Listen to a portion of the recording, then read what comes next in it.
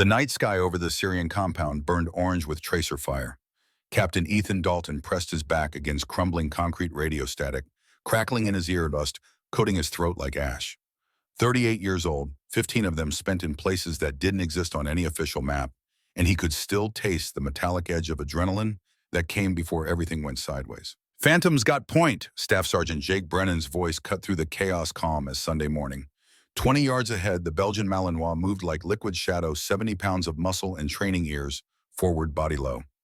The dog's amber eyes caught the firelight for just a moment before he disappeared around the corner of a shut-out building. Ethan had seen a lot of things in his career. He'd seen men break under pressure and men hold together with nothing but will. He'd seen technology fail and instinct save lives. But he'd never seen anything quite like the bond between Jake and that dog. They didn't just work together. They thought together. "Clear left," Jake whispered into his mic. Phantom had already moved to the next position, nose working the air, reading the compound like other dogs read a park. No barking, no wasted energy, just pure focused intent. The mission brief had been simple. Extract assets from a compromised safe house. Intelligence said 3 hostiles, minimal resistance in and out before sunrise. But intelligence had been wrong before, and Ethan's gut had been twisting since they'd crossed the perimeter wall. "Something's off," he muttered to Corporal Davis, his number 2, a kid from Montana with steady hands and good instincts. "Sir." "Too quiet. Intel said 3 hostiles. Where's the overwatch?" The answer came in muzzle flash and the sharp crack of automatic weapons fire. The compound exploded into chaos. Not 3 hostiles. 20, maybe more. Ambush positions on the rooftops and the windows behind vehicles they'd cleared 10 minutes ago. Phantom didn't bark. He just moved low and fast, pulling Jake toward cover as rounds chewed up the dirt where they'd been standing. The dog had sensed it first, had been trying to tell them. Fall back, Ethan's voice carried over the gunfire. His team scattered like water, finding cover, returning fire. But they were pinned, exposed. Someone had known they were coming. Someone had sold them out. Jake and Phantom were separated from the main group, trapped behind a burned-out truck. Ethan could see them through the smoke, Jake's rifle up, controlled bursts, buying seconds they didn't have. Phantom crouched beside him, not cowering, just waiting, watching his handler's face for the signal that would tell him what came next. "I'm moving to Jake's position," Ethan said into his mic. "Negative, sir, you'll be..." But Ethan was already moving, boots pounding, hard-packed earth lungs, burning the world, narrowing to that 20-yard gap between him and his men. He trained with Jake at Coronado 6 years ago, had stood up at his wedding, had held his infant daughter 3 months before this deployment. You didn't leave brothers behind, not for anything. He was 10 yards out when Jake turned, saw him coming and smiled. Actually smiled.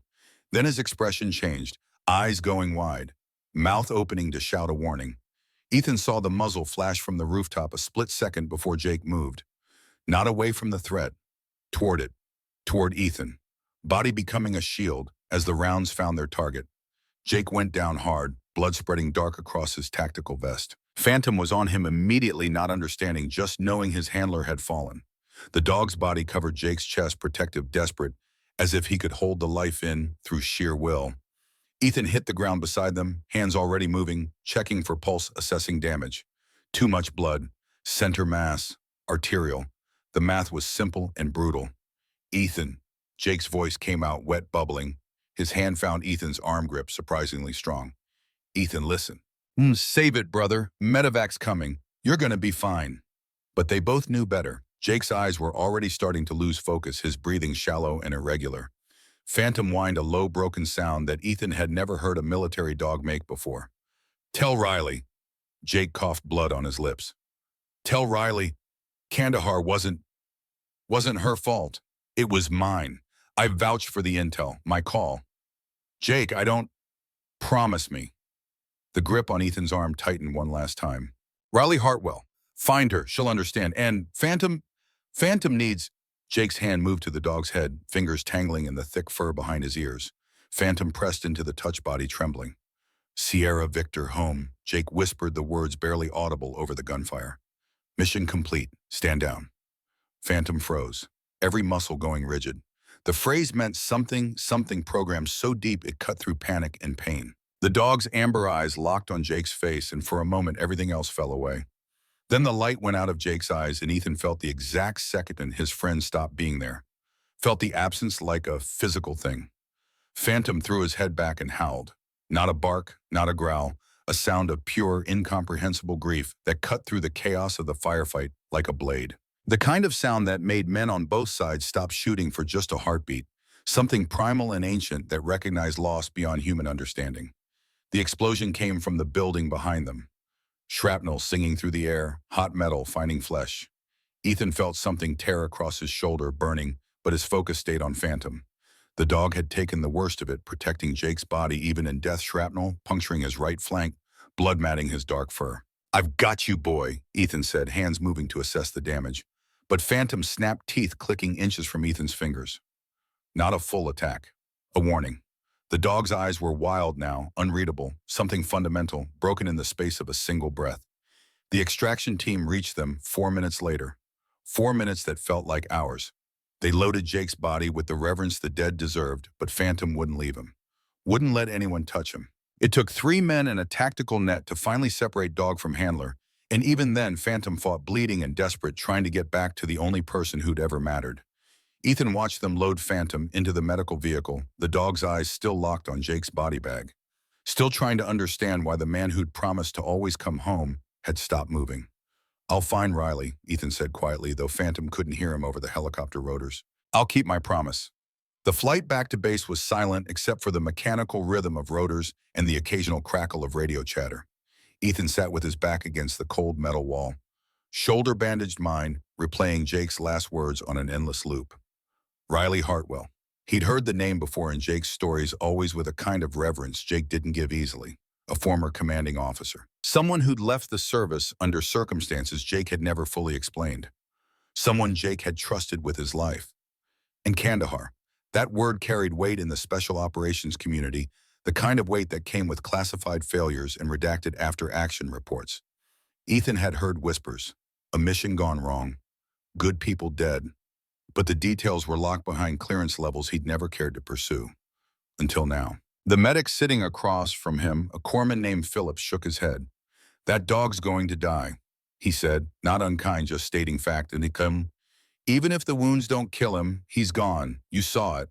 Dogs like that, when they lose their handler, they just give up." Ethan didn't respond. He just closed his eyes and saw Phantom's face again. That moment of recognition when Jake had spoken the code phrase. There was something there, something programmed. Something that meant Riley Hartwell understood things about that dog that nobody else did. 3 days later, Coronado Naval Base, California. November cold, the kind that got into your bones despite the moderate climate, or maybe it was just the cold that came from inside. Ethan had spent 72 hours doing paperwork, giving statements, sitting through debriefs, where everyone pretended not to know what they all knew. Someone had leaked their mission details. Someone had gotten Jake killed.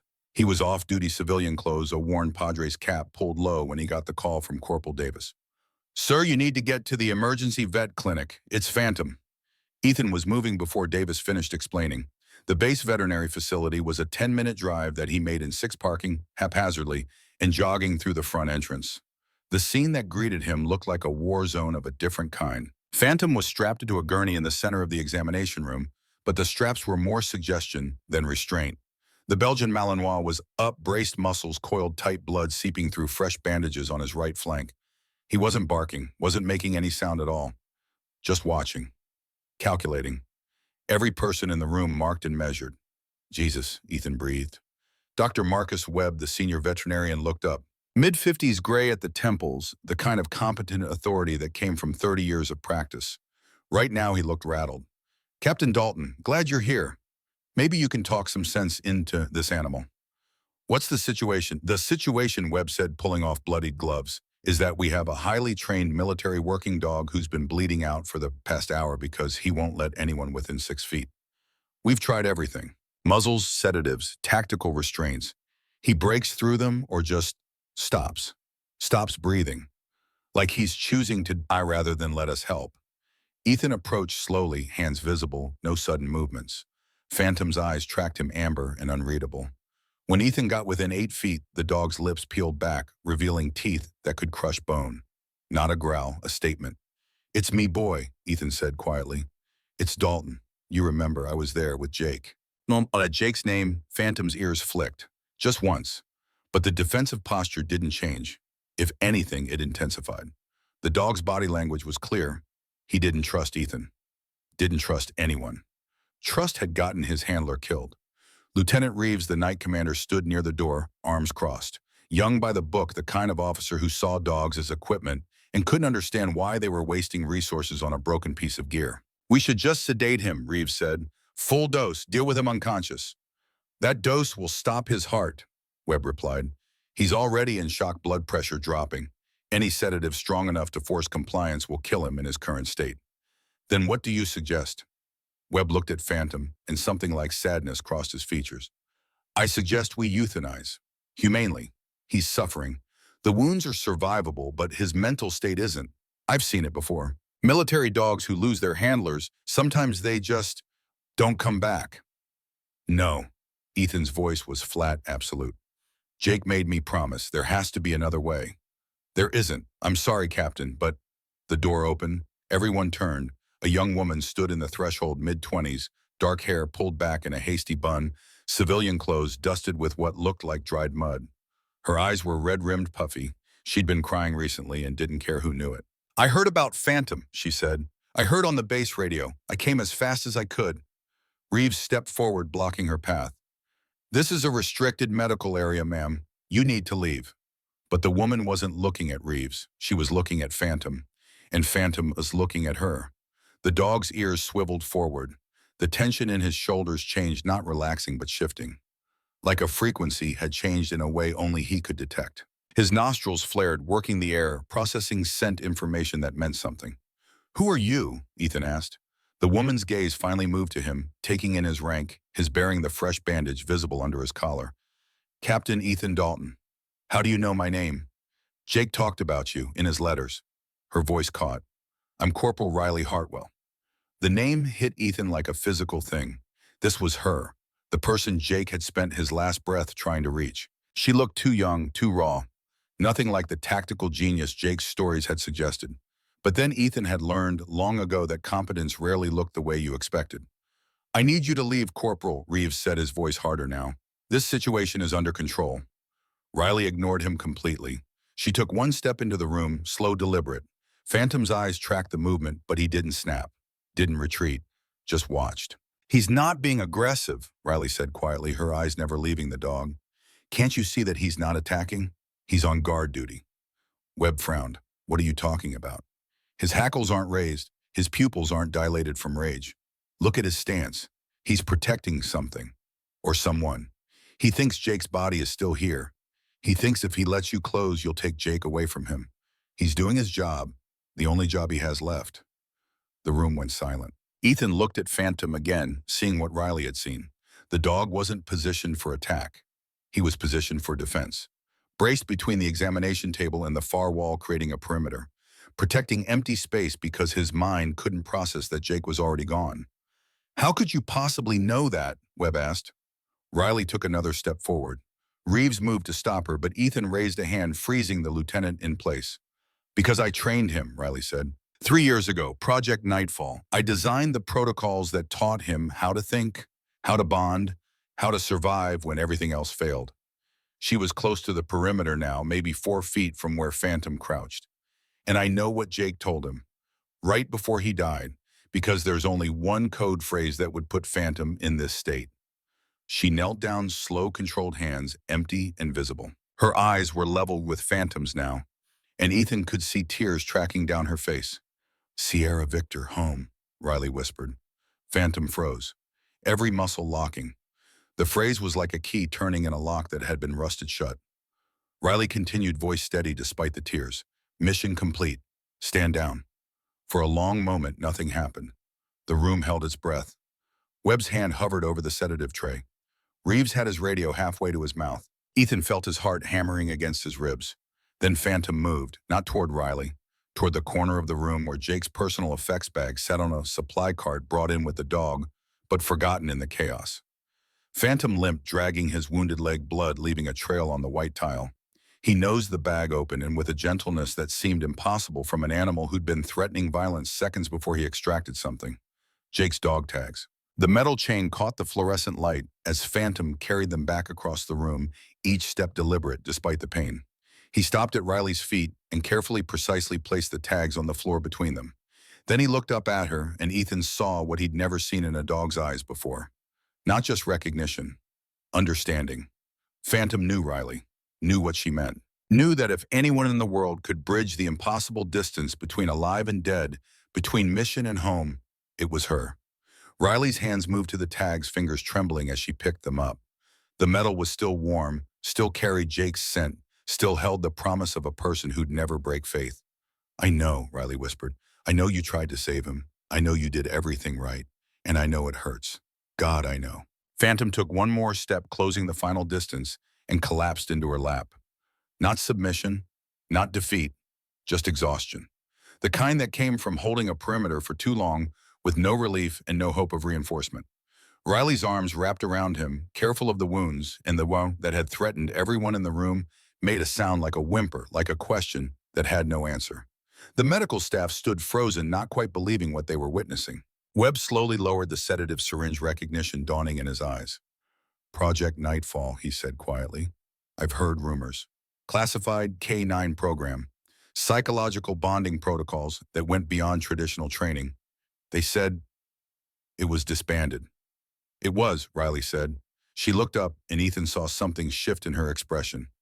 The grief was still there, but underneath it, something harder. Something that had carried command and made impossible decisions. 18 months ago, I resigned. Jake stayed, and now he's dead because I wasn't there to back him up. "That's not," Ethan started, but Riley cut him off. "I need medical supplies, gauze, saline, surgical, tape, sutures if the wounds need them. And I need everyone to step back. Now." Reeves bristled. "You don't have the authority to..." "Lieutenant," Ethan said quietly. "Step back." There was enough command in his voice that Reeves obeyed, though his jaw clenched with frustration. The medical staff exchanged glances, but Webb nodded, gesturing to a nearby cart. Riley gently shifted Phantom's weight, assessing the wounds with practiced hands. The dog didn't flinch, didn't snap. Just watched her face, reading her micro-expressions the way he'd been trained to read Jake's. "Shrapnel wounds," Riley said, her voice shifting into clinical mode. "Entry here and here. No deep puncture to the abdominal cavity, but muscle damage, significant bleeding. He's been stress tearing the wounds, trying to get free. The binding wasn't the problem. Being restrained was." She worked as she talked, cleaning the wounds with steady hands despite the tears still wet on her face. Phantom's breathing slowed, evened out. His eyes never left her, but the wild panic that had dominated them was fading. "You were field medical," Webb said, not a question. "Before I was K-9 operations, I was a corpsman. Jake and I served together. Different deployment, same skill set." Riley's hands moved with the kind of muscle memory that came from doing something 1,000 times under pressure. "Phantom knows my hands, knows what they mean. He's not afraid of pain. He's afraid of being handled by people who don't know what they're doing, who might make mistakes that get him killed, like the mistakes got Jake killed." Ethan felt something cold settle in his chest, the way she said it, the certainty, like she knew exactly what kind of mistakes had been made. "Riley," he said carefully, "Jake's last words were about you, about Kandahar. He said to tell you it wasn't your fault, that he'd vouch for the intel, that it was his call." Riley's hands stilled for just a moment, her eyes closed. When they opened again, they were harder, colder. "Jake died in Syria," she said. "Intel leak, ambush that shouldn't have been possible unless someone knew your mission parameters. Am I right?" Ethan nodded slowly. "Then it's starting again." Riley looked down at Phantom, then back up at Ethan. "The same thing that got my team killed in Kandahar. The same pattern. And if Jake spent his last breath trying to tell you about me, it means he figured it out. He knew who was dirty. He knew, and they killed him for it." The room had gone silent again, but this was a different kind of silence. The kind that came before decisions that couldn't be unmade. Reeves cleared his throat. "That's a serious accusation, Corporal. Do you have any evidence?" "No," Riley said. She finished bandaging Phantom's wounds. The dog finally relaxed, his head resting against her knee. "But I know where to look, because Jake and I were partners, and partners leave insurance." Before anyone could respond, the door opened again. Colonel Victoria Brennan stood in the threshold, dress uniform immaculate, despite the late hour, her face carved from granite. She looked at the blood on the floor, at Phantom in Riley's arms, at the stunned expressions of her personnel. "Hartwell," she said. Her voice was controlled, but Ethan could hear the grief underneath it. "Dalton, my office, now." Phantom's incident is classified as of this moment. Everyone else out. Webb started to protest, but Brennan's look silenced him. The medical staff filed out quickly, sensing the kind of conversation that happened behind closed doors and never appeared in official records. When they were alone, Colonel Brennan's composure cracked just slightly. Her eyes went to Phantom, to the dog tag still in Riley's hand, and something in her face broke. "That's my brother's blood on your uniform," she said quietly. "Jake was many things, but he wasn't careless. Someone got him killed, and I want to know who." Riley stood slowly, Phantom rising with her leaning against her leg for support. "So do I, ma'am. So do I." Ethan looked between them, understanding, crystallizing. Colonel Brennan wasn't here as a commanding officer investigating an incident. She was here as a sister, demanding answers about her brother's murder. "Then I suggest we get started," Brennan said. She looked at Ethan. "Captain Dalton Jake mentioned you in his last communication to me. Said you were someone who could be trusted. That if anything happened to him, you'd help Riley finish what he started." "What did he start?" Ethan asked. Brennan didn't answer immediately. Instead, she walked to the window, looking out at the base lights cutting through the November darkness. Project Nightfall was shut down 18 months ago after a catastrophic mission failure in Kandahar. 4 handlers killed, 3 canines dead, classified intelligence compromised. Riley Hartwell took the fall, but Jake never believed it was her fault. He thought someone had sabotaged the mission. He'd been investigating quietly on his own time, trying to find proof. She turned back to face them. 3 days ago, he sent me an encrypted file. Said it was insurance. Said if anything happened to him, I should give it to Riley. That she'd know what to do with it. Riley's grip on the dog tags tightened. "Do you have the file?" "I have the file, but it's encrypted with a code I don't have. Jake said the password was something only you would know. Something from Kandahar." The room fell silent except for Phantom's breathing and the distant sound of footsteps in the corridor outside. Ethan felt like he was standing at a crossroads, the kind where the path behind you disappeared and the path forward led into territory that didn't appear on any map. "Ma'am," Reeves said from where he still stood near the door. "With respect, this sounds like a matter for NCIS. If there's evidence of intelligence breach or conspiracy, it should go through proper channels." Brennan's smile was thin and cold. "And if the breach is in those proper channels, Lieutenant, if the person we're hunting has access to the very systems designed to catch them, then what?" Reeves had no answer to that. Ethan looked at Riley. She was holding herself together through sheer will. He could see that. The grief was there, raw and bleeding, but underneath it was something else. The kind of determination that made people walk into fire because someone had to, and it might as well be them. "I'll help," Ethan said. "Whatever you need. Jake was my brother. If someone set him up, they're going to answer for it." Riley met his eyes and he saw recognition there. Not of him specifically, but of the choice he just made. The choice to step outside the neat lines of command structure and protocol into the messy truth of loyalty and justice that didn't always align with regulations. "Then we start with Jake's locker," Riley said. "His personal effects. If he left insurance, he'd hide it somewhere familiar. Somewhere I'd think to look." Brennan nodded. "I can get you access, but it has to be tonight. Tomorrow, NCIS takes custody of everything. After that, it's out of our hands." "Then we go now," Ethan said. They moved through the base like ghosts, keeping to the edges of light, avoiding patrols that would ask questions they couldn't answer. Phantom walked between Riley and Ethan, limping but steady, his training overriding pain and exhaustion. The dog's presence felt like a promise, like Jake was still there watching, making sure they finished what he'd started. The personal effects storage was in the basement of the administration building, quiet and cold, the kind of place where pieces of lives were cataloged and filed and eventually forgotten.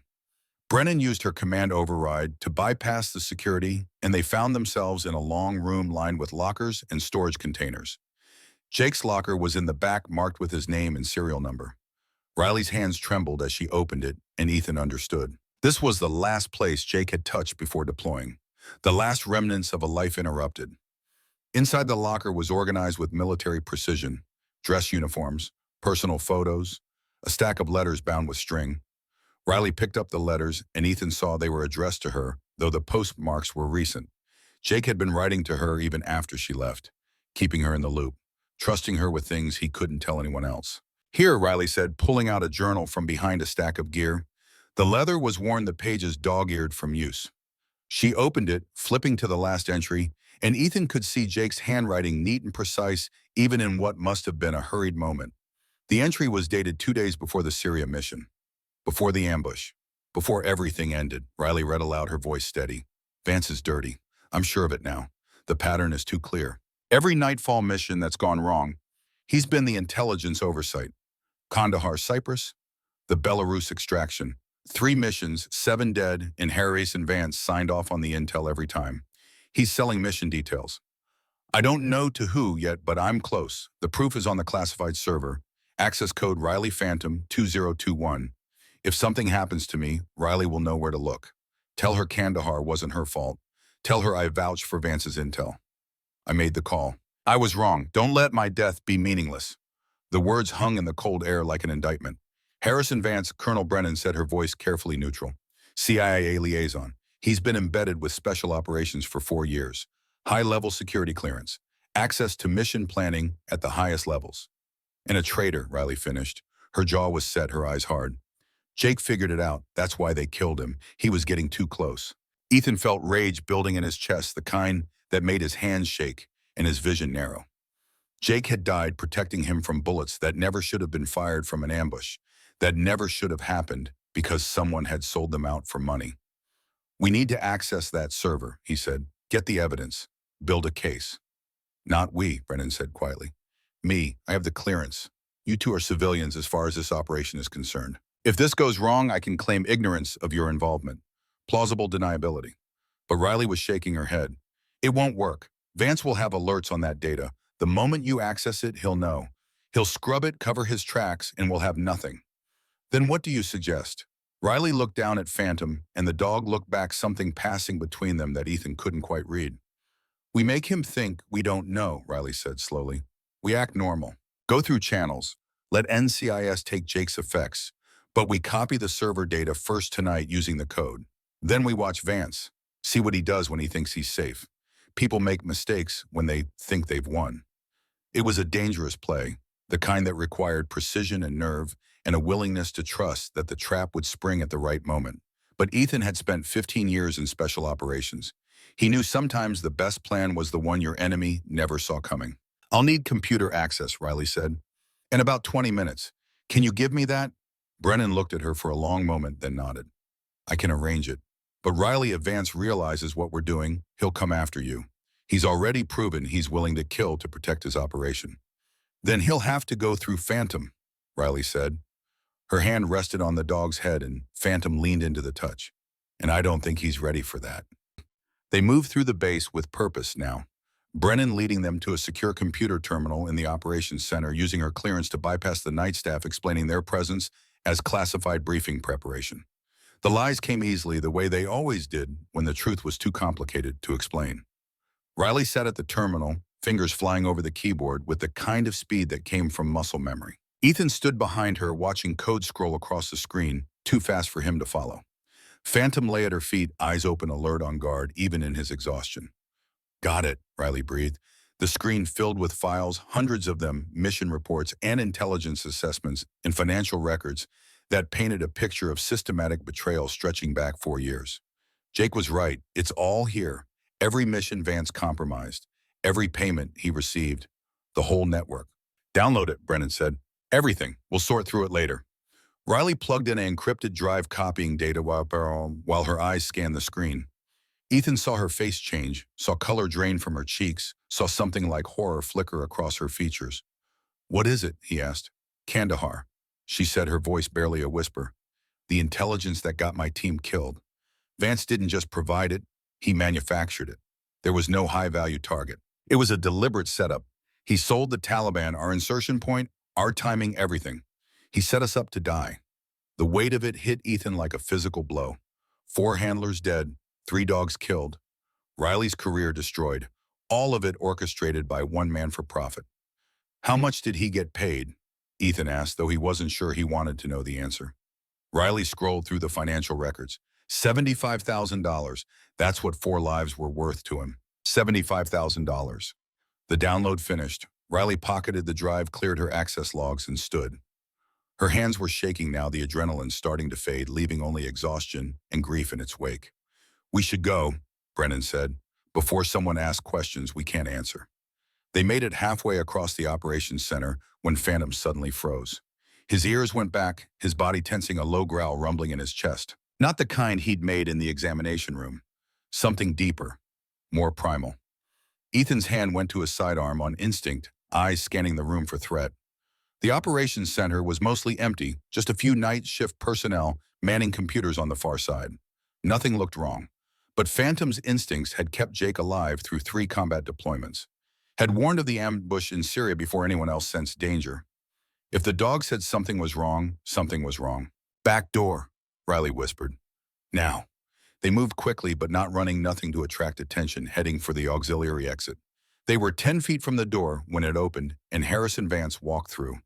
He was unremarkable, the kind of man who disappeared in a crowd. Mid-40s, average height, thinning hair, wireframe glasses. He wore civilian clothes and carried a briefcase like he belonged there, like he had every right to be in a restricted military facility at 2 in the morning. His eyes found them, and Ethan saw recognition flicker across his face. Saw calculation. Saw the exact moment Vance understood that they knew. "Colonel Brennan," Vance said, his voice pleasant, professional. "Burning the midnight oil, I didn't realize we had briefings scheduled."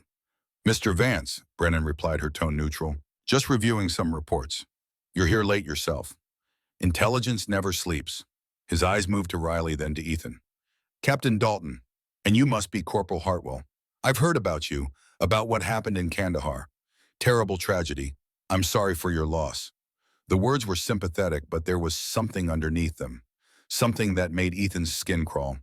Vance knew who Riley was, knew what she represented, and he was here now in this place at this time. Not a coincidence. Phantom's growl deepened, and Riley's hand moved to the dog's collar, steadying him. "Thank you," she said quietly. "Jake's death was a tragedy too." "Indeed." Vance adjusted his glasses. "Staff Sergeant Brennan was a fine soldier. A shame about that ambush. Bad intelligence is the worst kind of enemy. You never see it coming." The emphasis on the last words was deliberate. A message. A warning. "If you'll excuse us," Brennan said. "We need to get going." But Vance didn't move from the doorway. "Of course. Though I should mention there's been some unusual activity on the classified servers tonight. Security flagged it. I'm sure it's nothing, probably just a system glitch, but I'll need to review the access logs. Standard protocol." The threat was clear, now stripped of pretense. He knew they'd access the files. He was telling them he knew.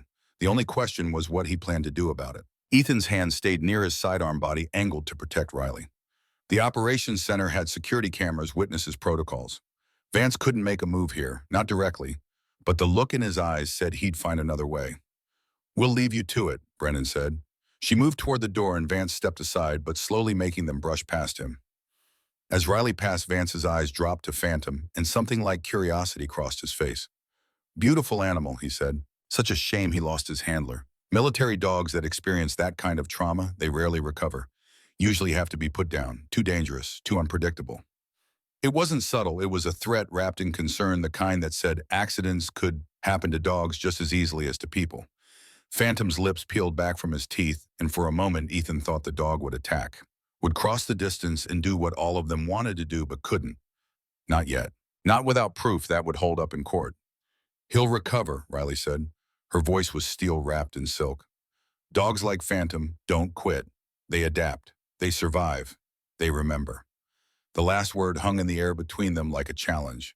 Vance smiled, but it didn't reach his eyes. "Of course. Well, good night then. I'm sure we'll be seeing each other again soon." They left quickly, Riley's hand still on Phantom's collar, the dog's muscles trembling with restrained aggression. They didn't speak until they were outside in the cold November air, far enough from the building that walls couldn't have ears. "He knows," Ethan said. "Yes," Brennan agreed, "which means we're on a clock now. He'll move to cover his tracks, eliminate evidence, maybe eliminate witnesses." Riley looked down at Phantom, then back at them. "Then we need to move first. We have the evidence. We need to get it somewhere he can't reach it, someone he can't touch." "NCIS," Ethan said. "No." Riley shook her head. "Vance has been operating for 4 years. That means he has protection connections, maybe people inside the investigative agencies. We go to NCIS, the evidence might disappear before it reaches the right people." "Then who?" Brennan asked. Riley was quiet for a moment, thinking. Then she looked at Ethan. "You said Jake talked about me. Did he mention anyone else? Anyone he trusted outside the chain of command?" Ethan's mind raced back through conversations, through the casual mentions and careful omissions that made sense only in hindsight. Then it hit him. Admiral Theodore Prescott, he said, retired, lives in La Jolla. Jake mentioned him once, said he was someone who understood that right and wrong didn't always match up with legal and illegal. I know Prescott, Brennan said.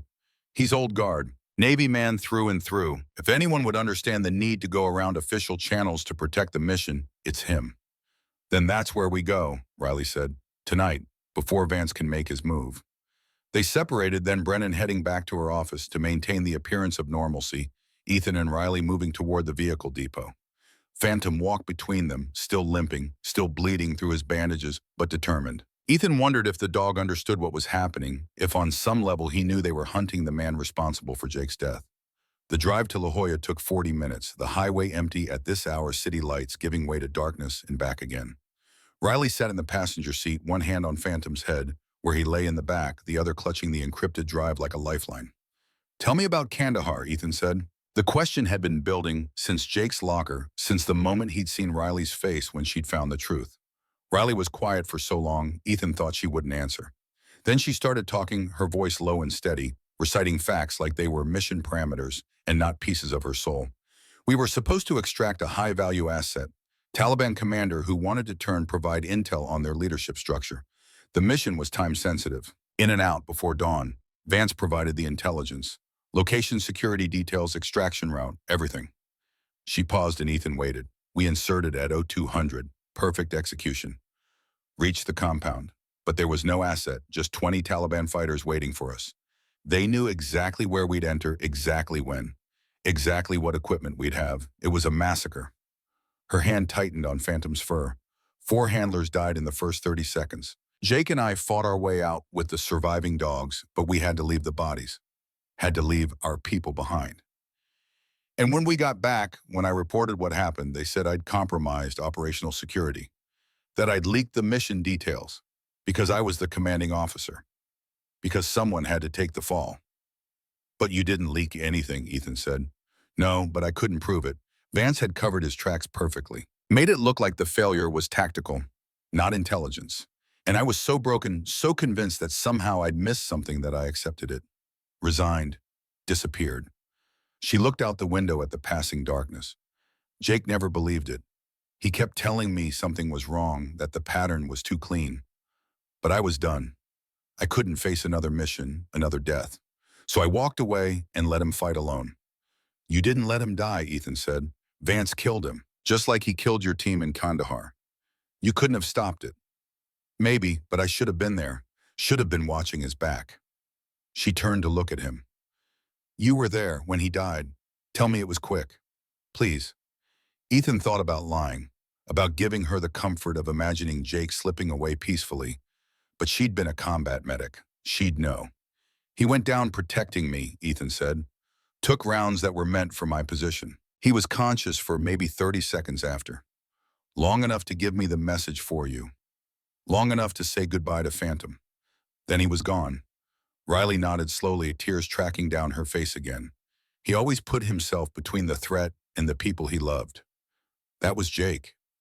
They drove in silence after that, both lost in thoughts of a man who deserved better than betrayal and a shallow grave in foreign soil. Admiral Prescott's house was modest for a man of his rank, a small bungalow on a quiet street overlooking the ocean. Ethan parked 2 blocks away and they approached on foot, Phantom moving like a shadow between them. The lights were off, but when Ethan knocked, the response came within seconds. The door opened to reveal a man in his late 60s, gray-haired and solid, wearing a bathrobe and holding a sidearm with the casual competence of someone who'd been doing it for 50 years. Captain Dalton, Prescott said, his voice carrying the kind of authority that never really retired. It's 3 a.m. This better be good. It's bad, sir, Ethan replied. Very bad. We need your help. Prescott's eyes moved from Ethan to Riley to Phantom, taking in the blood, the exhaustion that barely contained desperation. He stepped aside without another word. Get in, and someone better start talking. They sat in his living room, bare walls covered with Navy memorabilia and photographs of younger men who'd become legends. Prescott listened without interrupting as Ethan and Riley laid out the evidence, the pattern, the deaths. When they finished, he sat in silence for a long moment, his expression unreadable. Then he stood, walked to a cabinet, and poured 3 glasses of whiskey. I served with Harrison Vance's father, Prescott said. Good man, died in the Gulf War. Harrison always seemed like he wanted to honor that legacy. Guess the apple fell further from the tree than anyone realized. He handed Riley a glass, then Ethan. You two understand what you're asking me to do. You're asking me to help you circumvent official channels, to act on intelligence that technically you obtained illegally, to trust that your assessment is correct when you have no authority to make it. Yes, sir, Ethan said. And if you're wrong, if this is some kind of misunderstanding, we destroy a man's career and reputation for nothing. We're not wrong, Riley said. Her voice was absolute. Jake died for this. 4 of my team died for this. Vance is dirty, and he's going to keep killing until someone stops him. Prescott looked at her for a long moment, then nodded. Then we stop him, but we do it right. We build a case that even his connections can't dismiss. We get corroboration witnesses, paper trails. And we do it fast because the moment he realizes we're coming, he'll run. How do we start? Ethan asked. With the one thing Vance can't fake or cover up, Prescott said. He looked at Phantom, who'd been lying quietly in the corner, but whose eyes had never left the conversation. The dog. Military working dogs like him are registered, track their movements, logged. If Vance had been involved in Jake's mission and any of the Nightfall missions, there would be documentation. Authorization forms. Transfer orders. We pull those records, we establish a pattern of access. Then we use the financial records you copied to show the payments coincide with mission compromises. Riley shook her head. That'll take days, maybe weeks. Vance knows we have the data. He'll move before then. Then we give him a reason not to move, Prescott said. We make him think he's won. Make him think you don't have the evidence. Or better yet, make him think you're neutralized. How? Ethan asked. Prescott's smile was sharp and cold. We bait a trap, and we use something he wants badly enough to take the risk. He looked at Phantom again. Jake's dog. Vance said it himself tonight. Too dangerous, too unpredictable, needs to be put down. But what if instead Phantom is transferred to CIA custody for psychological evaluation and potential retraining? Riley stood so fast her chair fell over. Absolutely not. I'm not using Phantom as bait. Vance will kill him. Not if we're watching, Prescott said. Not if we document every moment. Vance makes a move against that dog, he's revealing himself. And we'll have enough witnesses and evidence to bury him. It was ruthless. It was dangerous. It was exactly the kind of calculated risk that special operations lived and died by. Ethan looked at Riley, saw the conflict warring in her eyes, saw her look down at Phantom, who watched her with that unnerving intelligence. We can't, she said. I promised Jake. I promised I'd keep him safe. And the best way to keep him safe is to eliminate the threat, Prescott replied. Vance killed Jake because he was getting too close. You think he won't do the same to you? To the dog, to anyone who threatens his operation, the only way out is through. Riley knelt beside Phantom, her hands on his face, looking into those amber eyes. I can't lose you too, she whispered. I can't. But Phantom just tilted his head slightly, and for a moment it seemed like the dog understood. Like Jake's training, Jake's bond had given him the capacity to grasp that sometimes the mission required sacrifice. We'll protect him, Ethan said. He moved to kneel beside Riley. I give you my word. Vance doesn't get within 10 feet of Phantom without going through me first. Riley looked at him, searching his face for something. Trust, maybe. Or just the reassurance that she wasn't alone in this. Finally, she nodded. Okay, we do it. But the second it goes wrong, the second Vance makes his move, we pull the plug. I don't care about the case or the evidence. Phantom comes first. Agreed, Prescott said. He was already moving to his computer, pulling up contacts, making calls that would set everything in motion. I'll handle the logistics. You two should get some rest. Tomorrow starts early, and you're going to need to be sharp. But as they settled in to wait for dawn, none of them could sleep. Riley sat with Phantom, one hand always touching his fur, as if she could keep him safe through proximity, alone. Ethan stood at the window, watching the sky slowly lighten, wondering if they were making a mistake, wondering if Jake would approve of what they were about to do. And somewhere across the city, Harrison Vance sat in his office reviewing access logs and making his own plans, confident that he'd already won. That the young corporal and the broken dog posed no real threat. He had no idea that the trap was already closing. That the people he'd underestimated were about to become his worst nightmare. The sun rose over Coronado Naval Base, burning away the night and everything it had hidden. And in Admiral Prescott's living room, 4 people who'd lost too much prepared to risk everything on one final mission. Because some betrayals demanded reckoning, and some promises even to the dying had to be kept, no matter the cost. The morning briefing at Naval Special Warfare Command started at 0700 hours sharp. Colonel Victoria Brennan stood at the head of the conference table, her uniform pressed to knife-edge precision, her face a careful mask of professional neutrality. Around her sat 6 officers, 2 NCIS investigators, and Harrison Vance, his CIA credentials displayed prominently on his lapel. Ethan sat in the back row watching Vance, reading his body language, looking for the tells that would confirm what they already knew. Vance looked relaxed, confident. He'd showered recently, his thinning hair neatly combed, his glasses catching the fluorescent light. A man with nothing to hide. Brennan cleared her throat. Gentlemen, we're here to discuss the Syria mission and the status of military working dog Phantom, formerly partnered with Staff Sergeant Jake Brennan Capeline on a 4 days ago on November 1st. She pulled up a slide showing Phantom's service record. 3 deployments, 47 successful missions, the kind of record that made the dog a valuable asset worth salvaging. Phantom sustained injuries during the Syria operation and has exhibited severe trauma responses since his handler's death. However, last night, former Project Nightfall officer Corporal Riley Hartwell successfully established contact with Phantom using classified psychological protocols. The dog is now stable, wounds treated, and responsive to commands. One of the NCIS investigators spoke up. Project Nightfall was disbanded 18 months ago due to mission failures and ethical concerns. Is it wise to continue using those protocols? The protocols work, Brennan said flatly. Hartwell got results when conventional methods failed. The question is what we do with Phantom now that he's stabilized. Vance leaned forward, his voice calm and measured. If I may, Colonel, given the dog's history and current psychological state, CIA would be interested in taking custody. We have facilities specifically designed for rehabilitating traumatized military working dogs. There it was, the play Prescott had predicted. Vance wanted Phantom under his control, away from witnesses where accidents could happen. Brennan appeared to consider this. That's generous, Mr. Vance, but Phantom is Navy property. We have our own rehabilitation protocols. Of course, Vance said smoothly. Though CIA has successfully retrained 3 former Nightfall K9S in the past year, we understand the unique psychological conditioning these animals receive. And frankly, Colonel, your facilities are already stretched. I'll take it under advisement, she said. In the meantime, Phantom remains in Navy custody under the supervision of Corporal Hartwell. Vance's smile didn't waver, but something flickered in his eyes. I wasn't aware Hartwell had returned to active duty. She hasn't. She's consulting. Temporarily.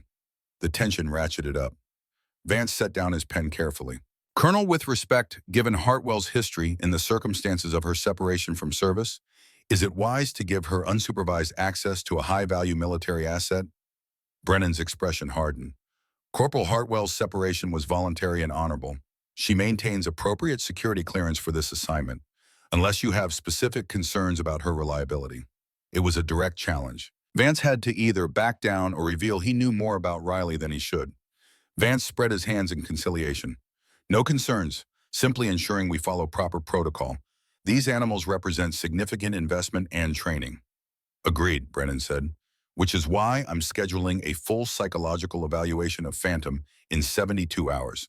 We'll make final disposition decisions based on those results. Meeting adjourned.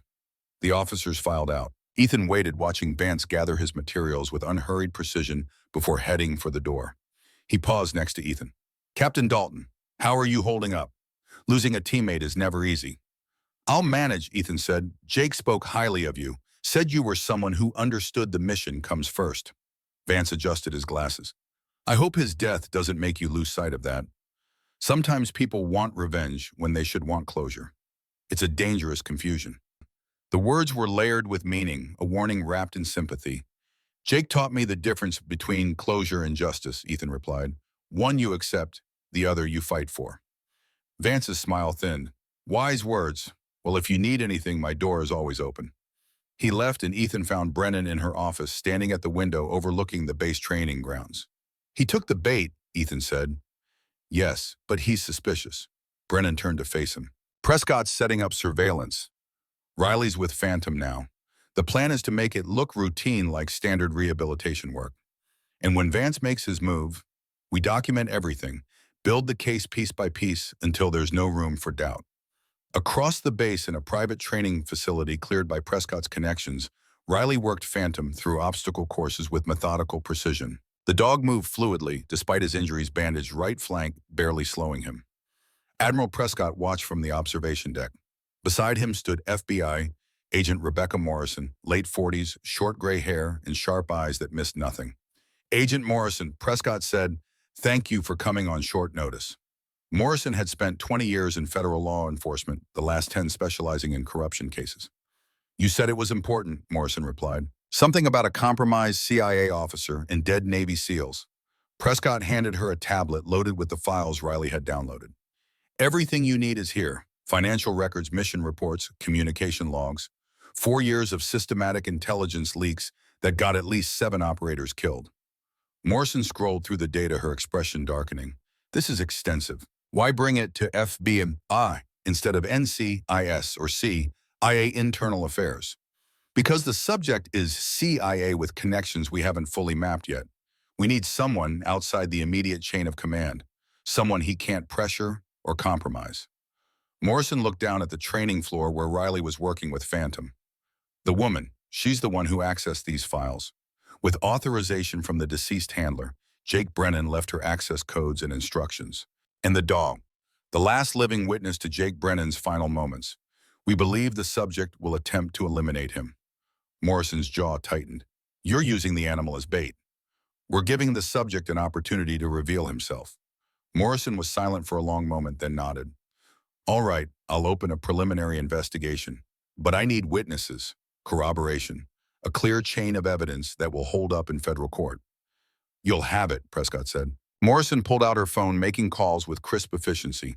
Within minutes, she had a surveillance team and root warrants being prepared and a federal prosecutor on standby. 72 hours, she said. "That's how long I can keep this quiet before it has to go official.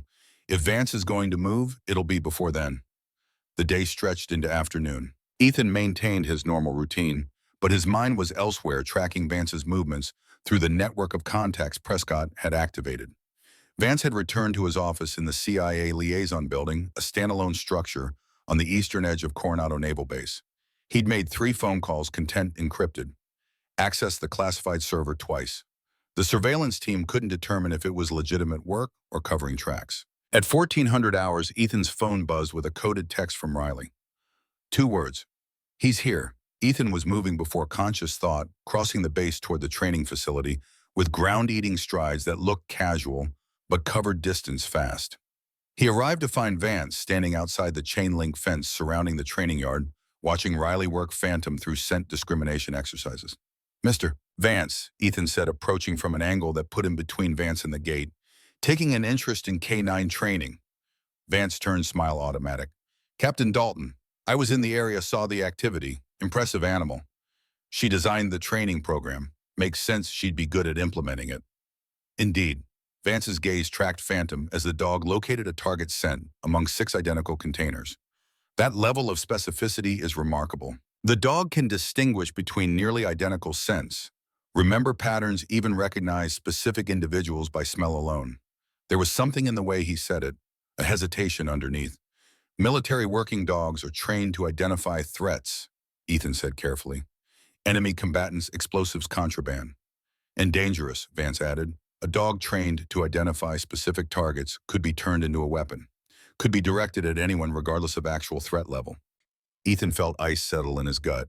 Vance was probing, trying to determine if Phantom could identify him as a threat. "Phantom's not a weapon," Ethan said. "He's a partner." "Is there a difference? That animal represents a significant security risk? Traumatized, unpredictable, bonded to someone who's no longer military and has questionable loyalties. If Phantom attacked someone who would be held responsible." The threat was clear now. Vance was building a narrative, establishing a pretext. Riley must have sensed the tension because she called Phantom to her side. The dog obeyed, instantly moving to heel position, but his attention never left Vance. His ears were forward, body tense, every muscle coiled. Vance noticed. His smile faded slightly.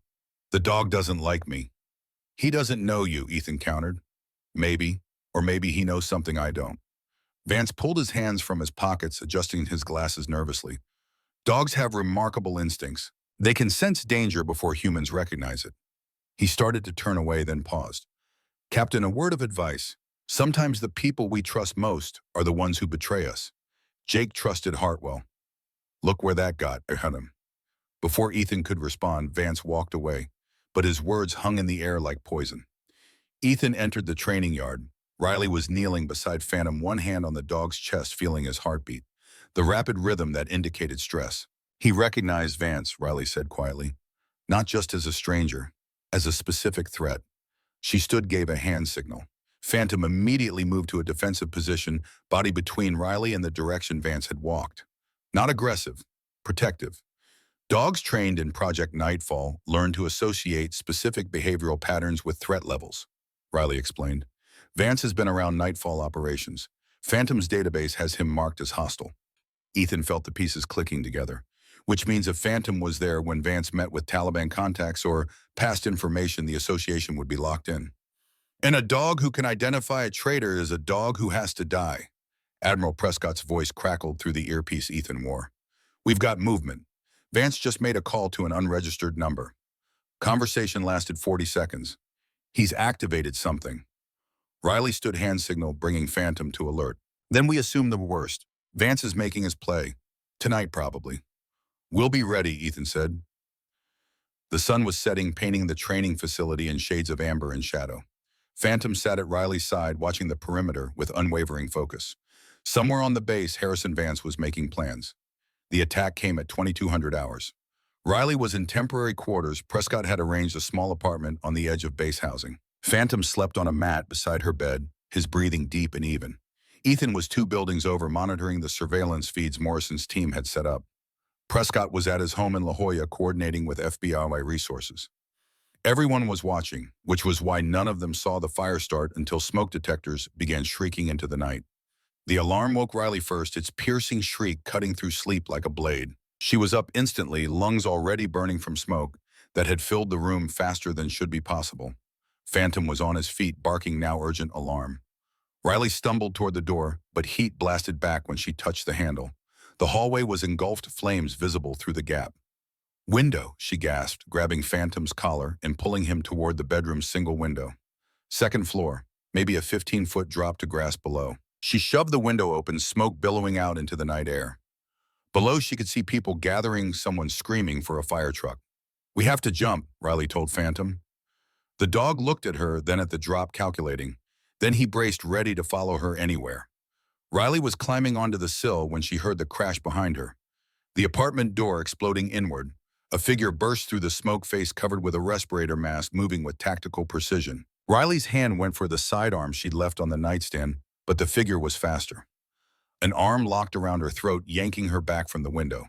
Phantom launched himself at the attacker, teeth finding purchase on a protected forearm. Federal agent, a woman's voice shouted through the respirator. Stand down. Riley froze. Agent Morrison. Morrison released Riley's throat, shoving her toward the window. Jump now. Building's going up. Phantom. I've got him. Move. Riley didn't argue. She went out the window in a controlled fall, hitting the grass and rolling to absorb impact. Pain exploded through her shoulder, the old Kandahar injury protesting, but she was up in seconds. Morrison appeared at the window, wrestling with Phantom's 70 pounds, while flames licked at her back. The dog fought her grip, trying to turn back toward the room, toward where Riley's scent still lingered. He thinks you're still in here, Morrison shouted over the roar of flames. Call him! Riley's voice cut through the chaos. Phantom, come! The dog's ears swiveled, recognition overriding panic. He stopped fighting, Morrison's whole body going still with trained obedience. Morrison dropped him to Riley's waiting arms, then jumped herself. The building's second floor was fully engulfed now, flames eating through walls and roof with unnatural speed. Too fast. Too thorough. Accelerant, Morrison panted, pulling off her respirator. Someone doused the hallway in your apartment door. This wasn't accidental. Someone just tried to murder you, timed perfectly during shift change when response would be delayed. Ethan arrived at a dead-run weapon drawn, scanning for threats. Riley, are you hurt? I'm fine. Phantom's fine. Morrison pulled us out. Surveillance team saw someone approach with what looked like cleaning supplies 20 minutes ago, Morrison explained. Didn't think much of it until thermal imaging showed heat blooming too fast. I was closest, so I moved. Vance, Riley said. We can't prove it. No cameras on your building. The fire will destroy any evidence of who said it, and Vance has ironclad alibi. I had an agent on him. He's been in his office for the past 3 hours, visible through the window.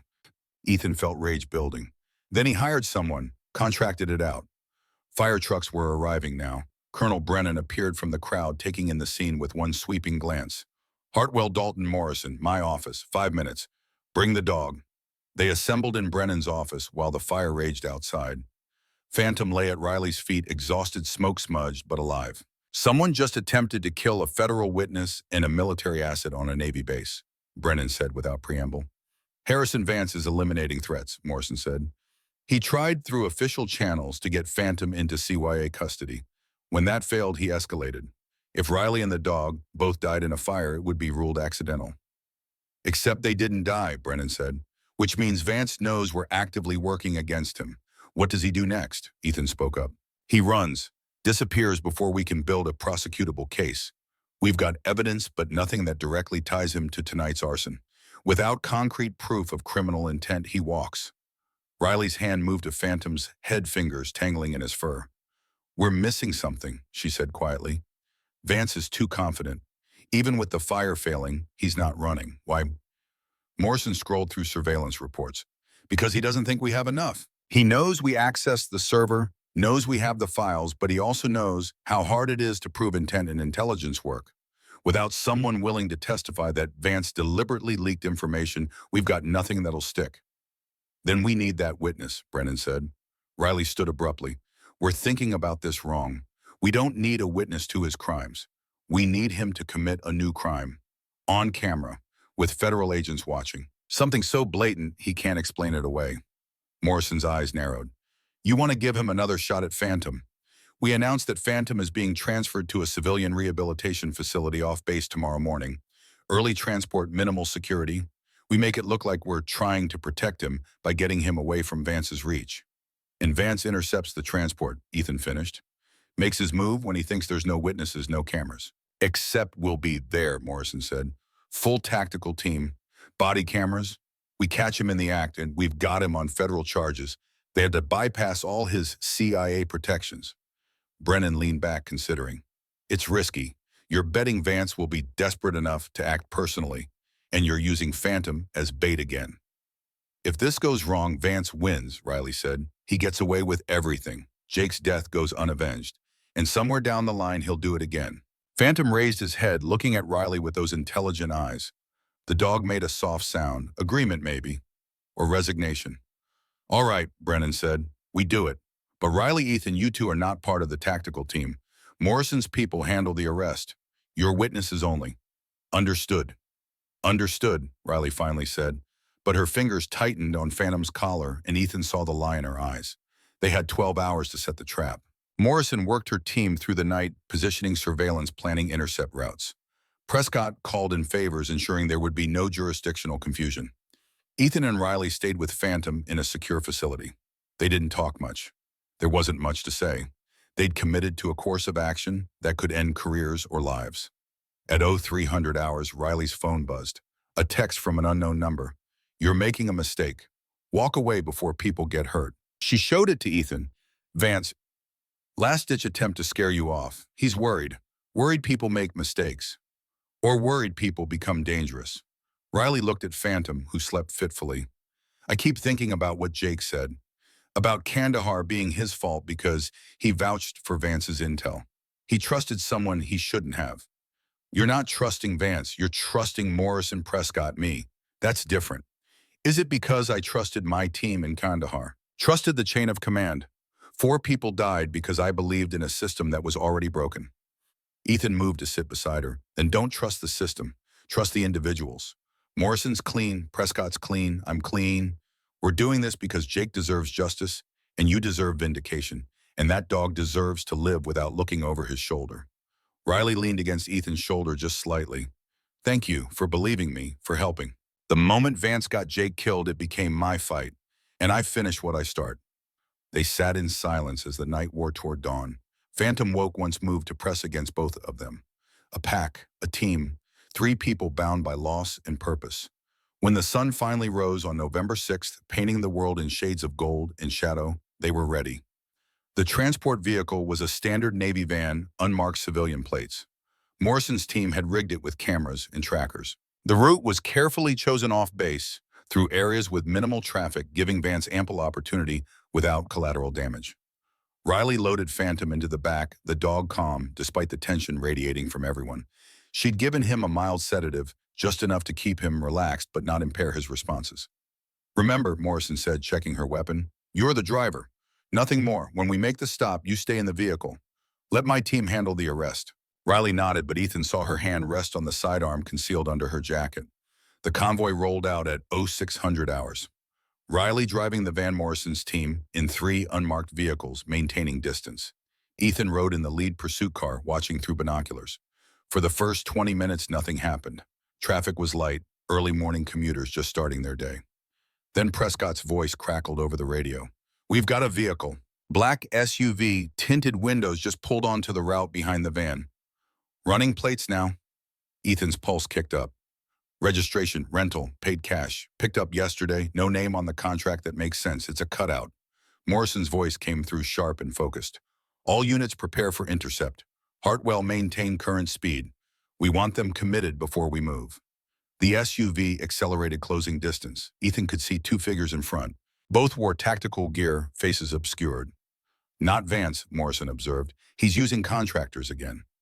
The SUV pulled alongside the van, matching speed. The passenger window rolled down and Ethan saw the weapon. A shoulder-mounted rocket launcher. "RPG," Ethan shouted. "Riley, evasive." The van swerved as the rocket launched trail of smoke, arcing across the sky. The projectile missed by inches, impacting the road behind and exploding in a fireball. Morrison's team moved vehicles converging on the SUV from 3 sides. But the contractors were professional. The SUV accelerated hard, ramming the van's rear quarter panel and sending it into a spin. Riley fought the wheel, keeping the van upright through skill and desperation. In the back, Phantom barked once sharp and urgent. The SUV rammed again, and this time the van couldn't hold. It careened off the road through a shallow ditch and into an open field. The impact was brutal, airbags deploying, glass shattering. Ethan was out of his vehicle, weapon drawn, sprinting toward the crashed van. Morrison's team engaged the SUV, gunfire exchanging. He reached the van to find Riley already out, blood streaming from a cut on her forehead, but moving. She yanked open the back doors, reaching for Phantom. The dog was disoriented, but functional sedative wearing off as adrenaline flooded his system. He jumped down, immediately moving to defensive position between Riley and the firefight. "We need cover," Riley shouted over the gunfire. Ethan pointed to a concrete drainage culvert 50 yards away. "Their move." They ran Riley and Phantom ahead, Ethan covering their rear. Behind them, Morrison's team had disabled the SUV, forcing the contractors out at gunpoint. But Ethan's instincts screamed that something was wrong. This felt like misdirection. He was right. The second vehicle came from the opposite direction. A panel van, doors already sliding open, 4 men in tactical gear, dropping out. Professional, military trained, moving with practiced coordination. And leading them, wearing body armor and carrying an automatic weapon, was Harrison Vance. He'd come himself. Ethan's world narrowed to tunnel vision. Everything else fell away except the man who'd gotten Jake killed. "Morrison," Ethan shouted into his radio. "Second team northwest approach, Vance is here." But Morrison's team was pinned down, still dealing with the first contractors. They couldn't disengage fast enough to help, which meant it was just Ethan, Riley, and Phantom against 5 trained killers. The odds weren't good, but as Ethan raised his weapon and heard Riley chamber around beside him, as Phantom's growl built to a sound that promised violence and protection in equal measure, he realized something. They didn't need good odds. They just needed to survive long enough for the truth to matter. And truth he'd learned was worth dying for. The first rounds hit the concrete culvert with sharp cracks that sent fragments spinning into the morning air. Ethan returned fire-controlled bursts that forced Vance's team to scatter for cover behind their van. Beside him, Riley had Phantom pressed against the inside wall of the drainage pipe, her body shielding the dog, one hand on her sidearm. 4 shooters plus Vance, Ethan assessed, ejecting his magazine to check rounds. "We've got maybe 2 minutes before they flank us. Morrison's team is still engaged with the first group." Riley's face was pale beneath the blood from her forehead wound, but her voice stayed steady. Vance wouldn't come himself unless he was certain he could control the situation. "He's got an exit strategy, probably thinks he can eliminate us and claim we were the aggressors. Then we don't let him control the narrative." Ethan keyed his radio. "Morrison, I need aerial surveillance confirmation." "Body cameras active." Document everything. Morrison's response came through broken by static and gunfire. FBI helicopter, inbound ET, a 4 minutes. Cameras are recording. Ethan, do not engage. Fall back and wait for support. But falling back meant exposing their position, meant giving Vance the opportunity to close distance. And at close range, superior numbers would win every time. Phantom's growl deepened his attention, fixed on something beyond Ethan's line of sight. The dog's ears swiveled, tracking movement through sound alone. Then he barked once, sharp and urgent. Left flank, Riley translated. 2 of them are circling. Ethan shifted position, angling to cover the approach. He caught movement between scrub brush and saw tactical gear, a weapon barrel emerging. He fired twice, forcing the shooter back into cover, but the maneuver had done its job. Vance's team now had them bracketed pressure from 2 sides. We can't hold this position, Ethan said. Riley looked at Phantom, then at the open field behind them. 200 yards of exposed ground before reaching a tree line that might offer concealment. A suicidal run under fire from professional shooters. Can you suppress them for 15 seconds, she asked. Maybe. Why? Because Phantom can run faster than we can. And he's the only witness Vance actually needs dead. If we can get him to those trees, Vance has to choose between pursuing the post and maintaining his alibi. He can't do both. Ethan understood immediately. It was tactical triage. Save the most important asset first, deal with everything else second. The kind of call that felt like abandonment, even when it was the right choice. He won't leave you, Ethan said. You've seen how he responds. He's bonded to you the same way he bonded to Jake. He'll stay and fight before he runs. Riley's expression hardened. Then I make him understand it's not abandonment. It's a mission. She knelt beside Phantom, hands on either side of his face, forcing the dog to focus only on her. Listen to me, boy. I need you to run. I need you to survive. Because if Vance wins here, if he kills all of us, Jake's death means nothing. But if you make it out, if you stay alive, Morrison can still use you as evidence. You understand, you're not running away. You're completing the mission. Phantom whined, a sound of confusion and resistance. His eyes moved from Riley to Ethan to the threat positions beyond the culvert. Every instinct told him to protect, to fight, to hold ground with his pack. Riley pulled Jake's dog tags from inside her shirt, the metal warm from body heat. She'd been wearing them since the night at the hospital, a promise to a dead man that she'd keep what he loved safe. She pressed the tags to Phantom's nose, letting him breathe in the scent. Jake's scent still faintly there beneath gun oil, and Riley's own smell. The dog's entire body trembled. Jake's waiting, Riley whispered. At the tree line. He's calling you home. You hear him, Sierra Victor home. Mission complete. But you have to run to get there. You have to trust me. For a moment that stretched like eternity, Phantom stood frozen between training and instinct, between the command to protect and the command to obey. Then something shifted in his amber eyes. Understanding or faith or the ghost of Jake's voice threaded through Riley's words. The dog turned toward the open field. On my mark, Ethan said, rising to a crouch, weapon ready. 3, 2, 1 mark. He broke from cover, firing as fast as he could acquire targets. Suppressing fire not aimed to kill, but to force Vance's team down, to make them choose between returning fire and maintaining cover. Riley released Phantom with a hand signal and a single word. Go! The Belgian Malinois exploded from the culvert like he'd been shot from a cannon. 70 pounds of muscle and determination, wounded leg, barely slowing him, reaching speeds that would have impressed Olympic sprinters. He ran low, zigzagging on instinct, making himself a harder target. Vance's team saw him immediately. 2 shooters pivoted, tracking the dog's movement. Ethan heard Vance's voice, sharp with command. The dog. Take down the dog. Rounds kicked up dirt around Phantom's racing form, but the dog was fast and the shooters were rushed. One bullet grazed his shoulder, drawing blood, but not stopping momentum. Phantom didn't slow, didn't hesitate, just ran like Jake was waiting at that tree line, like the only thing that mattered was reaching home. He made it to the trees in 12 seconds that felt like hours. Disappeared into the undergrowth, brown and tan fur blending with shadow and earth. Gone. The silence that followed was profound. Vance stood from his cover position, weapon still raised, but posture changed. No longer hunting, calculating. Behind him, Morrison's team had finally subdued the first group of contractors were moving to reinforce Ethan's position. The FBI helicopter was audible now, rotors cutting through morning air. Stand down, Morrison's voice carried across the field, amplified by a megaphone. Federal agents, weapons on the ground, hands visible. Vance's team hesitated, looking to him for orders. And in that moment of indecision, Ethan saw the crack in Vance's facade. The realization that the ambush had failed, that the dog had escaped, that witnesses and cameras had documented everything. Harrison Vance had two choices: surrender and face federal prosecution, or fight and guarantee death. He lowered his weapon slowly, hands rising in a gesture of compliance. His face was blank, emotionless, but Ethan could see the calculations running behind his eyes. Already working on the defense strategy, the explanations, the legal maneuvers that might still save him. I was acting on intelligence that suggested the dog was compromised. Vance called out, voice carrying that same professional calm he'd used in briefings. Believed to be carrying a tracking device implanted by hostile forces.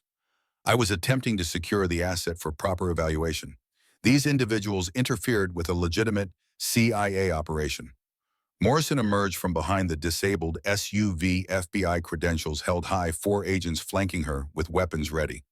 Mr. Vance, you're under arrest for attempted murder of federal witnesses, destruction of military property, and about 15 other charges I'll think of before we get to booking. You have the right to remain silent. She continued the Miranda warning as her team moved in, securing Vance and his contractors with practiced efficiency. Body cameras recording every moment, every word, building the kind of documented chain of evidence that couldn't be explained away or buried.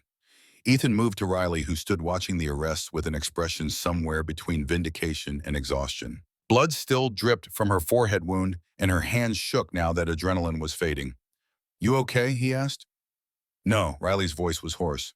But I will be, eventually. She looked toward the tree line where Phantom had disappeared. We need to find him. He's hurt, disoriented. Without commands, he might not come back. Morrison's team will search. They've got thermal imaging on the helicopter, tracking dogs, everything we need. But Riley was already moving, limping slightly from injuries sustained in the van crash. Ethan followed, knowing she wouldn't rest until she had Phantom back, until the promise to Jake was completely fulfilled. They found him a quarter-mile into the woods, lying beneath a fallen oak tree, panting heavily.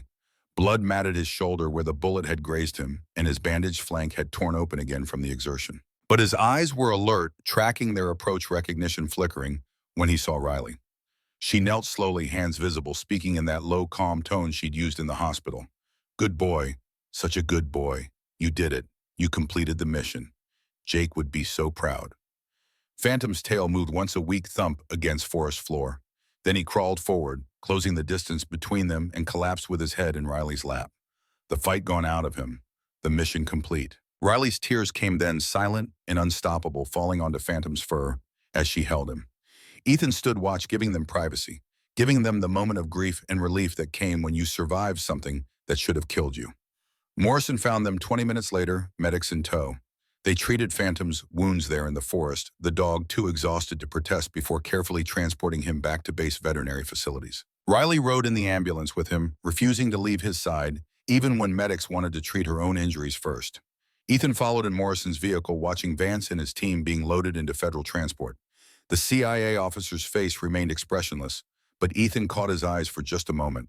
Saw the hatred there, the rage of a man who'd been outmaneuvered by people he'd underestimated. We got him, Morrison said, satisfaction evident in her voice. Multiple federal charges, all documented, impossible to dismiss. And once we start pulling threads, once his contractors start talking to save themselves, we'll uncover the whole network. How many missions he compromised, who he was selling to, everything. How long until trial, Ethan asked. Months, probably. Federal cases move slowly. But he's not getting bail, not with this evidence. Vance will spend the rest of his life in a cell. Morrison glanced at him. That should feel better than it does. Ethan nodded. She was right. They'd won. Justice would be served. But Jake was still dead. Riley's team from Kandahar was still dead. Phantom was still traumatized. His victory didn't erase the cost.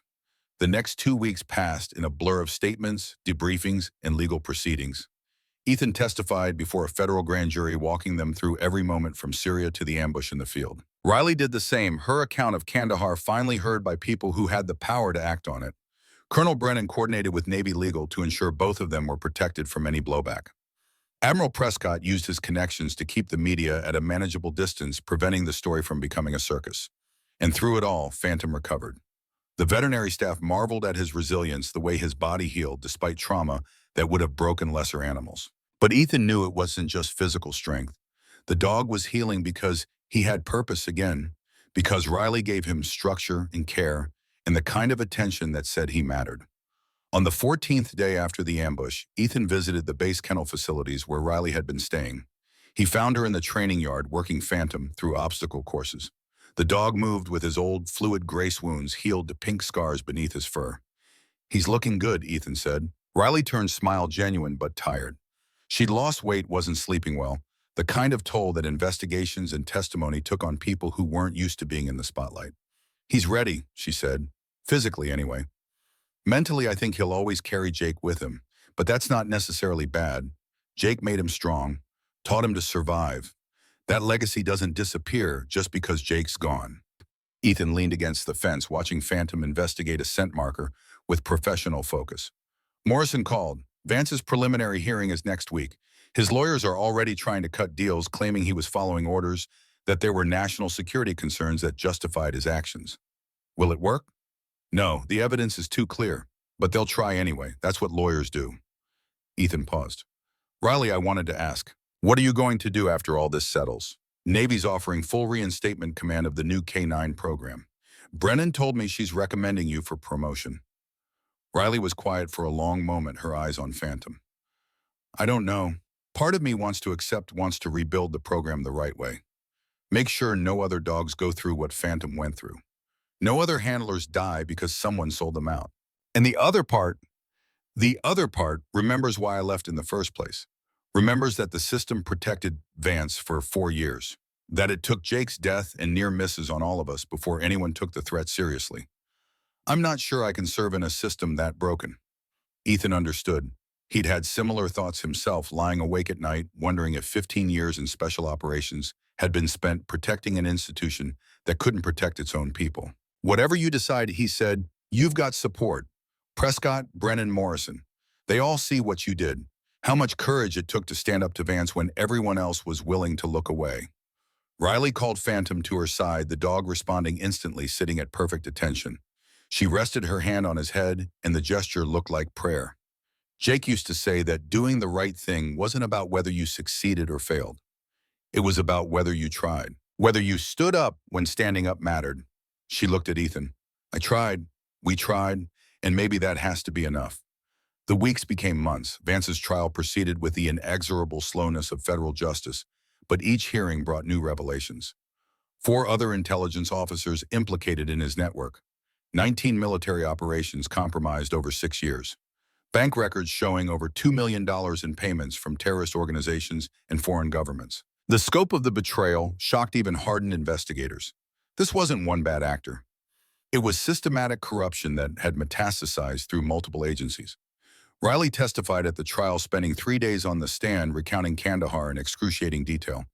The defense attorneys tried to break her, suggesting she was unreliable, that her resignation proved guilt rather than innocence.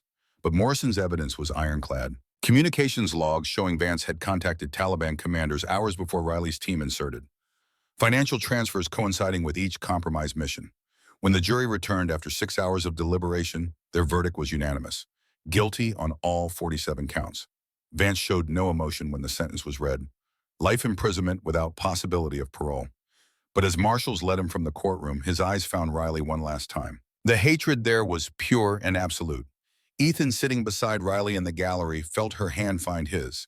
Not romance, just solidarity. 2 people who'd survived something that should have destroyed them. Outside the courthouse, media swarmed. Morrison handled most of the questions, professional and precise, giving credit to the investigative team while carefully avoiding details that remained classified. But when a reporter asked Riley how it felt to bring down a traitor, she paused. "It doesn't feel like anything," Riley said quietly, "because the people Vance killed are still dead. Jake Brennan is still dead. My team from Kandahar is still dead. Justice doesn't resurrect the fallen. It just makes sure they didn't die for nothing." She walked away before they could ask follow-up questions, Phantom at her heel, moving through the crowd with the kind of purpose that discouraged interference. Ethan caught up with her 2 blocks from the courthouse. "Hey, you okay?" "Define okay, Sunan." Riley's smile was bitter. "The man who destroyed my career and killed my friends is going to prison forever. I've been offered my old rank back with command of a program I helped build. Everyone keeps telling me this is a victory, so why does it feel like I lost everything that mattered?" Because you did lose things, Ethan said. Jake, your team.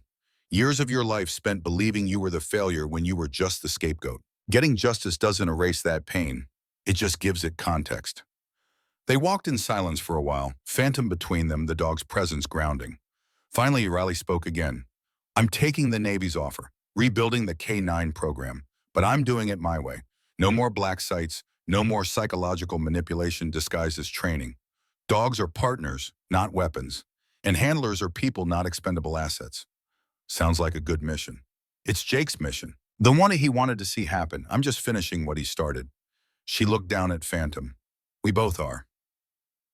6 months after the trial, Riley stood in front of a class of 12 new K-9 handlers at Coronado Naval Base.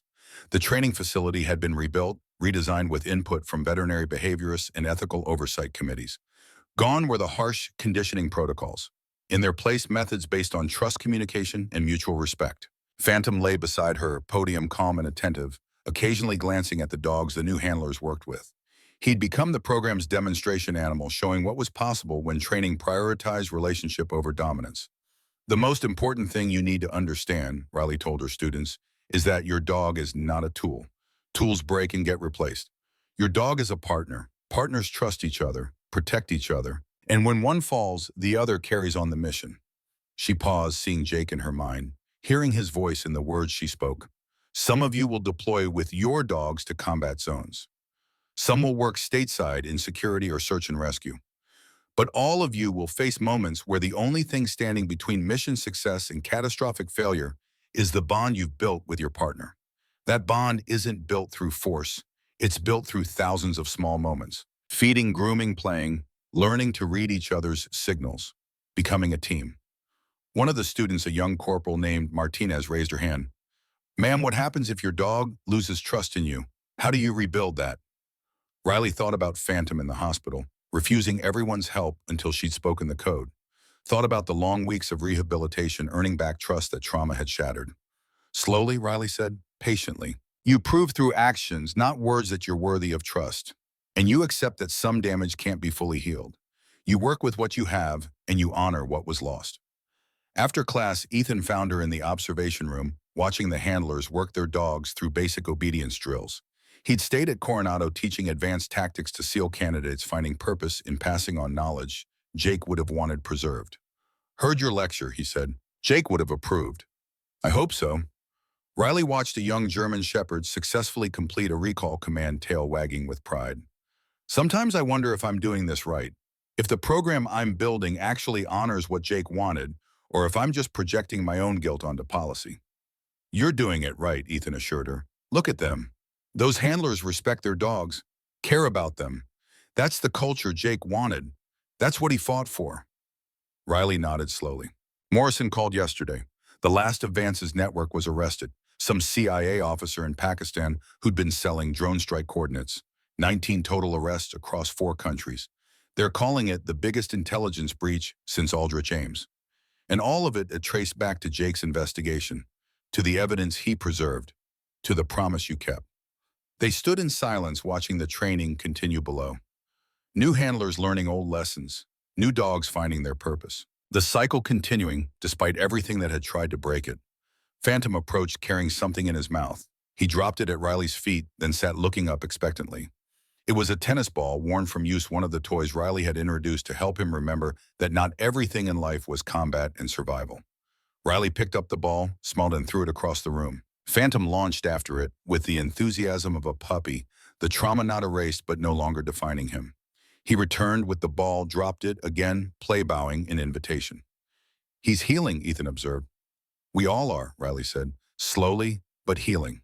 She threw the ball again, and this time Ethan joined her, the two of them playing with Phantom like they had all the time in the world.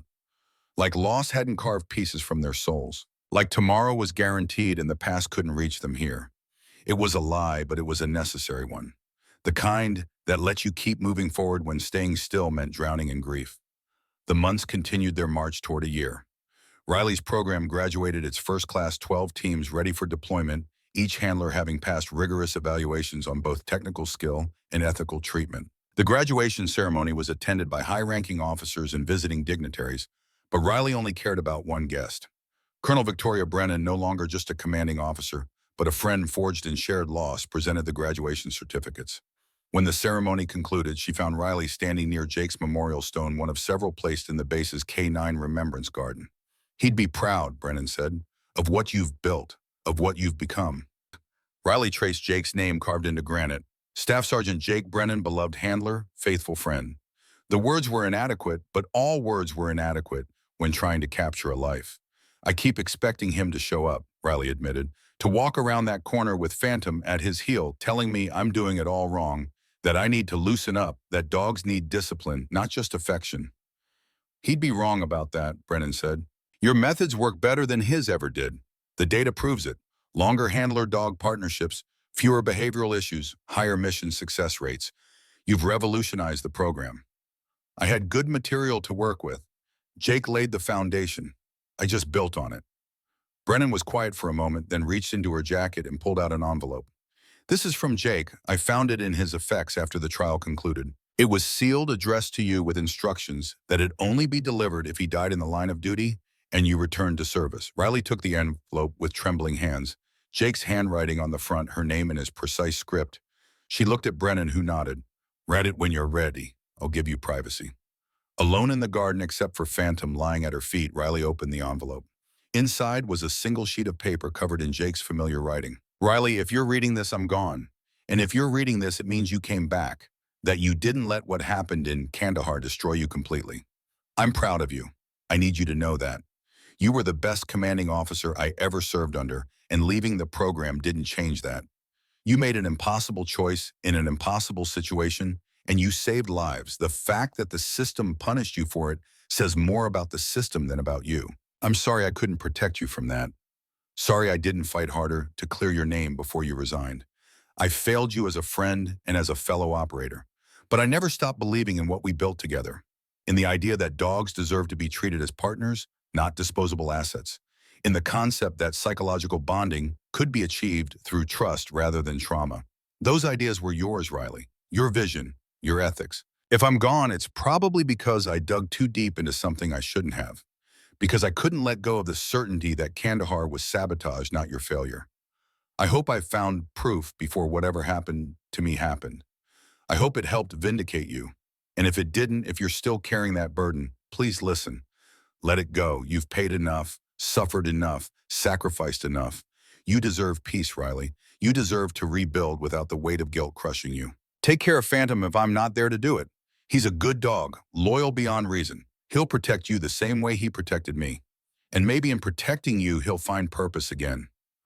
Rebuild the program. Make it what it should have been all along. Train handlers who see their dogs as family, not equipment. Create partnerships that honor the bond instead of exploiting it. That's your mission now. And I know you'll complete it with the same excellence you brought to everything else. I loved you like a sister, Riley. Still do wherever I am. Thank you for everything. For believing in me. For building something worth fighting for being you. Sierra Victor Home. Mission complete. Rest well. Jake Riley read the letter 3 times, tears streaming freely, now her breath catching on sobs she'd held back for too long. Phantom moved closer, pressing against her legs, warm and solid and present. "He knew," she whispered to the dog. "He knew I'd come back. Knew I couldn't stay away." Phantom's tail wagged slowly, his amber eyes reflecting understanding that transcended species. Riley folded the letter carefully, placed it back in the envelope, and stood. The grief was still there, would always be there, but it had transformed. No longer a crushing weight, but a touchstone. A reminder of why the work mattered. She had promises to keep. To Jake. To the handlers who'd died in Kandahar. To every dog who'd served and suffered in programs that valued results over welfare. And she had time to keep them. Years, maybe decades if she was lucky. Years to build something that honored the fallen by protecting the living. Riley looked down at Phantom. "Ready to go home, boy." The dog stood, shook himself once, and moved to heel position. Ready for whatever came next, ready to complete the mission. They walked across the base together as the sun set, painting everything in shades of gold and amber. Behind them, Jake's memorial stone caught the last light, his name glowing like a promise kept. Ahead, the training facility hummed with activity. New handlers learning. New dogs bonding. The future taking shape through choice and effort, and the stubborn determination to be better than the past. Ethan met them at the facility entrance, his own day's work complete. "Dinner?" he asked. Sounds good, Riley said. Phantoms buying. Ethan laughed and the sound was clean and genuine, free of the shadows that had haunted them both for so long. They walked together into the evening, three souls bound by loss and purpose, carrying Jake's memory like a torch that illuminated the path forward.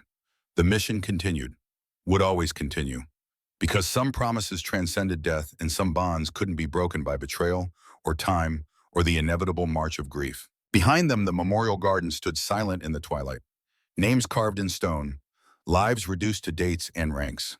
But in the living and the work that continued, those names found immortality. Jake Brennan had died for the truth, had sacrificed everything to expose corruption and protect the innocent. Riley Hartwell had survived to carry that truth forward, to build systems that honored sacrifice instead of demanding it. Phantom had endured because loyalty once given was never truly withdrawn, and together they had changed the world. One training session at a time, one handler at a time, one dog at a time. The sun disappeared below the horizon and night settled over Coronado Naval Base like a benediction. Somewhere in the darkness, Phantom's collar tags jingled softly, a reminder of the dog who'd refused to quit when quitting would have been easier. Tomorrow would bring new challenges, new handlers to train, new policies to implement, new threats to counter. But tonight they rested. Three warriors who'd fought their battles and won their wars not through violence but through determination, through faith that the world could be better if people chose to make it so. And in the quiet moments before sleep claimed them, in the space between grief and hope, they heard Jake's voice one final time. Not a ghost, not a memory. Just an echo of everything he'd believed and everything he'd fought for, everything he'd trusted them to preserve. Sierra Victor home, mission complete. Rest well, brother. We've got the watch from here. The end.